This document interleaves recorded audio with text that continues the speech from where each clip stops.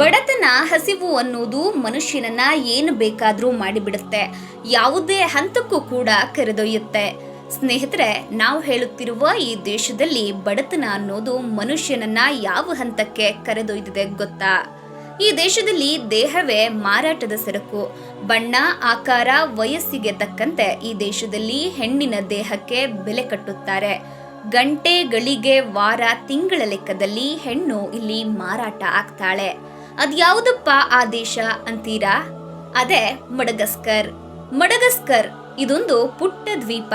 ಸುತ್ತಲೂ ಸಮುದ್ರವೇ ಇರೋ ಈ ದೇಶ ಆಫ್ರಿಕಾ ಖಂಡದಲ್ಲಿದೆ. ಗೆಳೆಯರೆ, ಮಡಗಸ್ಕರ್ ದೇಶದಲ್ಲಿರೋದು 2,96,00,000 ಜನರಷ್ಟೇ. ಅಂದ್ರೆ ನಮ್ ಕರ್ನಾಟಕದಲ್ಲಿ ಇರುವ ಅರ್ಧದಷ್ಟು ಜನರೂ ಅಲ್ಲಿಲ್ಲ. ದಟ್ಟಣೆಯ ಕಾಡು, ಸುತ್ತಲೂ ಸಮುದ್ರ ಇದೇ ಈ ದೇಶದ ಜನರ ಸಂಪನ್ಮೂಲ. ಆದ್ರೆ ಆಫ್ರಿಕಾದ ಇತರೆ ದೇಶಗಳಂತೆ ಇದು ಕೂಡ ಆರ್ಥಿಕವಾಗಿ ಹಿಂದುಳಿದಿದೆ. ಬಡತನ ಮಡಗಸ್ಕರ್ ದೇಶವನ್ನ ಕಿತ್ತು ತಿನ್ನುತ್ತಿದೆ.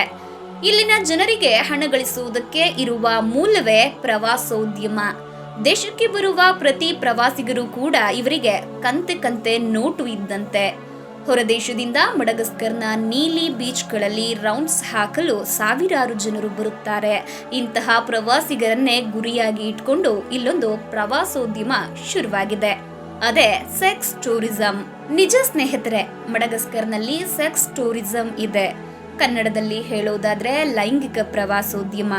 ನಮ್ಮ ದೇಶಗಳಿಗೆ ಹೊರ ದೇಶಗಳಿಂದ ಬರುವ ಪ್ರವಾಸಿಗರು ಇಲ್ಲಿನ ದೇವಸ್ಥಾನ, ಶಿಲ್ಪಕಲೆ, ವಾಸ್ತುಶಿಲ್ಪವನ್ನ ತೋರಿಸೋಕೆ ಸೆಪರೇಟ್ ಪ್ಯಾಕೇಜ್ಗಳನ್ನ ಟೂರಿಸ್ಟ್ ಸೆಂಟರ್ನವರು ಕೊಡ್ತಾರೆ. ಆದ್ರೆ ಮಡಗಸ್ಕರ್ ದೇಶದಲ್ಲಿ ಪ್ರವಾಸಿಗರಿಗೆ ಸೆಕ್ಸ್ ಟೂರಿಸಂ ಹೆಸರಿನಲ್ಲಿ ಯುವತಿಯರನ್ನ ಜೊತೆಗೆ ಕಳುಹಿಸಿಕೊಡಲಾಗುತ್ತೆ. ಮಡಗಸ್ಕರ್ನ ಬೀದಿಗಳಲ್ಲಿ ಸುತ್ತಾಡೋರಿಗೆ ಕೃಷ್ಣ ಸುಂದರಿಯರು ಕೈ ಬೀಸಿ ಕರೆಯುತ್ತಾರೆ. ಮಡಗಸ್ಕರ್ಗೆ ಬರುವ ಪ್ರವಾಸಿಗರಿಗೆ ಸುತ್ತಾಡೋಕೆ ಜೊತೆಯಲ್ಲಿ ಹೆಣ್ಣು ಮಕ್ಕಳನ್ನ ನೀಡ್ತಾರೆ. ಯುರೋಪ್ ರಾಷ್ಟ್ರದ ಮುದುಕರು ಮಡಗಸ್ಕರ್ಗೆ ಬಂದು ಚಂದದ ಹೆಣ್ಣು ಮಕ್ಕಳ ಜೊತೆ ದಿನ ಕಳೆಯುತ್ತಾರೆ. ವಾರ ದಿನದ ಲೆಕ್ಕದಲ್ಲಿ ಹೆಣ್ಣು ಮಕ್ಕಳ ಖರೀದಿ ಮಾಡಿ ಅರಣ್ಯದ ಮಧ್ಯದ ಮನೆಯಲ್ಲೋ, ಬೀಚ್ನ ಪಕ್ಕದ ರೆಸಾರ್ಟ್ನಲ್ಲೋ ಮೋಜು ಮಸ್ತಿ ಮಾಡ್ತಾರೆ. ಮತ್ತೆ ಕೆಲವರು ಏನ್ ಮಾಡ್ತಾರೆ ಗೊತ್ತಾ? ಮಡಗಸ್ಕರ್ನಲ್ಲೇ ಪುಟ್ಟದೊಂದು ಮನೆ ಮಾಡಿಕೊಳ್ತಾರೆ. ಆ ಮನೆಯಲ್ಲಿ ಒಬ್ಬ ಗರ್ಲ್ ಫ್ರೆಂಡ್ ಅನ್ನ ಶಾಶ್ವತವಾಗಿ ಇಟ್ಟುಕೊಂಡಿರ್ತಾರೆ. ವರ್ಷಕ್ಕೆ 1-2 ಸಲ ಮಡಗಸ್ಕರ್ಗೆ ಬಂದು ಹೋಗುತ್ತಿರುತ್ತಾರೆ. ಇದು ಕೂಡ ಸೆಕ್ಸ್ ಟೂರಿಸಂನ ಒಂದು ಭಾಗ. ಮಡಗಸ್ಕರ್ನಲ್ಲಿ ಯಾರು ಯಾವ ಹುಡುಗಿ ಜೊತೆಯಲ್ಲಿ ಬೇಕಾದ್ರೂ ತಿರುಗಾಡಬಹುದು. ಇಲ್ಲಿ ಯಾರು ಕೇಳೋದಿಲ್ಲ. ಇವಳು ಯಾರು ಅಂತ ಯಾವ ಪೊಲೀಸರು ಕೂಡ ಪ್ರಶ್ನೆ ಮಾಡೋದಿಲ್ಲ. ಯಾಕಂದ್ರೆ ಇಲ್ಲಿ ಎಲ್ಲವೂ ಖುಲ್ಲಂ ಖುಲ್ಲಾ. ಆದ್ರೆ ಇಲ್ಲಿ ಒಂದೇ ಒಂದು ರೂಲ್ಸ್ ಇದೆ. ಅದೇನಂದ್ರೆ ತಮ್ಮ ತಮ್ಮ ಸುಖಕ್ಕಾಗಿ ಮಕ್ಕಳನ್ನ ಬಳಸಿಕೊಳ್ಳಬಾರದು. ಮಡಗಸ್ಕರ್ನ ಹೋಟೆಲ್ ರೂಮ್ಗಳಲ್ಲೂ ಅಪ್ರಾಪ್ತಿಯರನ್ನ ಕರೆತರುವಂತಿಲ್ಲ ಅಂತ ಬೋರ್ಡ್ ಹಾಕಿರುತ್ತಾರೆ.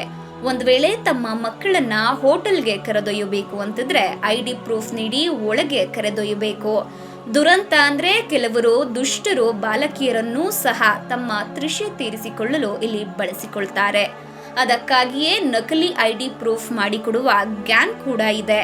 ಮಡಗಸ್ಕರ್ನಲ್ಲಿ ಪರಿಸ್ಥಿತಿ ಎಷ್ಟು ಘೋರವಾಗಿದೆ ಅಂದ್ರೆ ಇಲ್ಲಿನ ಹೆಣ್ಣು ಮಕ್ಕಳು 12 ಹಾಗೂ 13 ವರ್ಷ ತುಂಬುತ್ತಿದ್ದಂತೆ ಅವರ ಪೋಷಕರು ಅವರನ್ನ ಇಟಾಲಿಯನ್ ಹಾಗೂ ಫ್ರೆಂಚ್ ಭಾಷೆ ಕಲಿಯೋದಕ್ಕೆ ಕ್ಲಾಸ್ಗಳಿಗೆ ಸೇರಿಸ್ತಾರೆ. ಫ್ರೆಂಚ್, ಇಟಾಲಿಯನ್ ಭಾಷೆ ಕಲಿಸೋದು ಅವರನ್ನೆಲ್ಲ ಫ್ರಾನ್ಸ್, ಇಟಲಿಗೆ ಕಳಿಸೋದಕ್ಕಲ್ಲ, ಬದಲಿಗೆ ಅವರನ್ನ ವೇಶ್ಯಾವಾಟಿಕೆಗೆ ತಳ್ಳೋದಕ್ಕೆ. ಯಾಕಂದ್ರೆ ಮಡಗಸ್ಕರ್ಗೆ ಪ್ರತಿ ವರ್ಷ ಸಾವಿರಾರು ಪ್ರವಾಸಿಗರು ಫ್ರೆಂಚ್, ಇಟಲಿಯಿಂದ ಬರ್ತಾರೆ. ಫ್ರೆಂಚ್ ಮತ್ತು ಇಟಲಿಯ ಕೆಲ ಕುಬೇರ ಮುದುಕರಿಗೆ ಮಡಗಸ್ಕರ್ನಲ್ಲಿ ಜೊತೆಗೆ ಸುತ್ತಾಡೋದಕ್ಕೆ ಯುವತಿಯರು ಬೇಕಷ್ಟೇ. ದಿನದ ಲೆಕ್ಕದಲ್ಲಿ ಕೇಳಿದಷ್ಟು ಹಣ ಕೊಟ್ಟು ವಿದೇಶಿಗರು ಮಡಗಸ್ಕರ್ನ ಯುವತಿಯರ ಜೊತೆ ಸುತ್ತಾಡ್ತಾರೆ. ಹೀಗಾಗಿ ಅವರನ್ನ ಸೆಳೆಯೋದಕ್ಕಾಗಿ ತಮ್ಮ ಹೆಣ್ಣು ಮಕ್ಕಳಿಗೆ ಫ್ರೆಂಚ್, ಇಟಲಿ ಭಾಷೆಯನ್ನ ಕಲಿಸ್ತಾರೆ. ಡಿಯರ್ ಫ್ರೆಂಡ್ಸ್, ಬಡತನ ಅನ್ನೋದು ಮಡಗಸ್ಕರ್ನ ಜನರನ್ನ ಈ ಮಟ್ಟಿಗೆ ಇಳಿಸಿಬಿಟ್ಟಿದೆ. ಇಲ್ಲಿ ವೇಶ್ಯಾವಾಟಿಕೆ ಅನ್ನೋದು ಮಾರುಕಟ್ಟೆಯಲ್ಲಿ ನಡೆಯುವ ಲೆಕ್ಕಾಚಾರದಂತೆ ಇರುತ್ತೆ.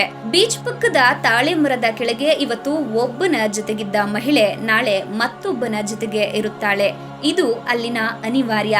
ಕಿತ್ತು ತಿನ್ನುವ ಬಡತನ ಅನ್ನೋದು ವೇಶ್ಯಾವಾಟಿಕೆಯನ್ನೇ ಬದುಕಾಗಿ ಬದಲಾಯಿಸಿಬಿಟ್ಟಿದೆ. ಈ ವಿಡಿಯೋ ನಿಮಗೆ ಇಷ್ಟವಾಗಿದ್ರೆ ಲೈಕ್ ಮಾಡಿ, ಮತ್ತಷ್ಟು ಹೊಸ ವಿಡಿಯೋಗಳಿಗಾಗಿ ಸಬ್ಸ್ಕ್ರೈಬ್ ಮಾಡಿ.